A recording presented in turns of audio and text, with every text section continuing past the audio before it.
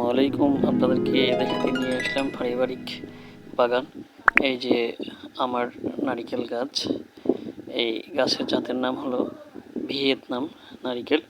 আপনারা জানেন এই গাছটাতে অতি অল্প সময়ে গাছে ফলন আসে এবং এর হাইটও হয় ছোট, অনেক বেশি লম্বা হয় না। মাত্র 2 বছরের ভিতরেই নারিকেল আসে। ধরে এগুলো দেখতে পাচ্ছেন, এগুলো সুপারির গাছ, যেটাকে আমরা গুয়া বলে থাকি।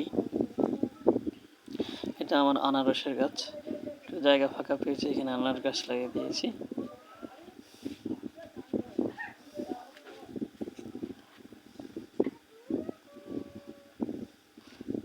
এই যে ভিয়েতনামি নারকেল গাছ, আর একটা গাছ, কিছু গাছ আছে, আর একটা গাছ আপনাদেরকে দেখাচ্ছি। এই গাছগুলোতে নারিকেল ধরে প্রায় অল্প সময়, মাত্র 2 বছরের ভিতরে নারিকেল ধরে। অল্প গাছের হাইট হতেই নারিকেল আসে। বাঁশ বাগান,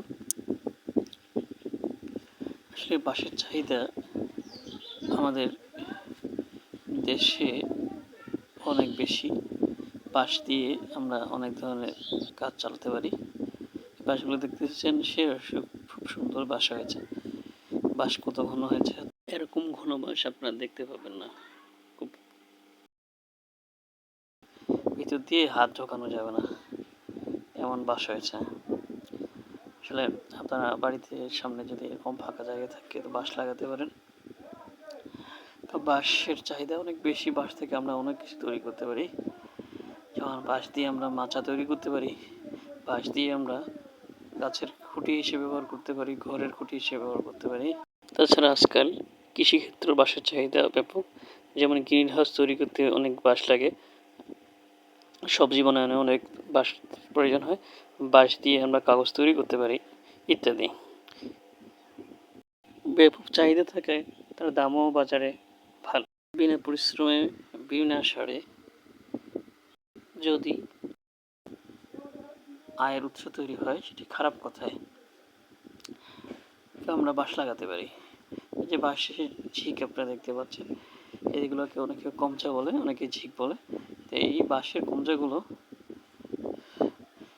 কমচাগুলো বিক্রি করে আমরা মুনাফা অর্জন করতে পারি। বাঁশ বর্তমান বাজারে যদি আপনি পাইকারি বিক্রি করতে চান, এক একটা বাজার 120 টাকা থেকে 170 টাকা, 200 টাকা পর্যন্ত এবং 300 টাকা পর্যন্ত। এই যে কমচাগুলো আপনারা দেখতে পাচ্ছেন, এই কমচার বোঝাগুলো এক একটা 100 টাকা করে প্রায় বিক্রি করা যায়। তাহলে এখান থেকেও আমরা আয় করতে পারি।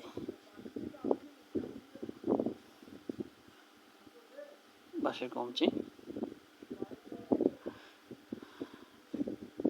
এই বাঁশগুলোকে আমরা পানির ভিতরে ডুবায় রাখছি। এগুলোকে আমরা সময় মতো তুলে গাছে লাগিয়ে দেবো। তাদেরকে কলা বাগান দেখেছিলাম, সেই কলা বাগানে লাগিয়ে দেবো। বাঁশের ঝাড়ের কি মনোরম দৃশ্য, এবং বাঁশের ঝাড়ের পাশে যদি বাড়ি হয়, বাসা হয়, সেখানে আসলে অনেক সুন্দরভাবে আরামে থাকা যায়, ঠান্ডা বাতাস আসে। মাচা, এই বাঁশ দিয়ে মাচা তৈরি হয়। এই মাচাটা দেওয়া হয়েছে এখানে, যেহেতু পারিবারিক বাগান, এখানে অনেক গাছ আছে, আমার কলা আছে, বিভিন্ন ধরনের গাছ আছে।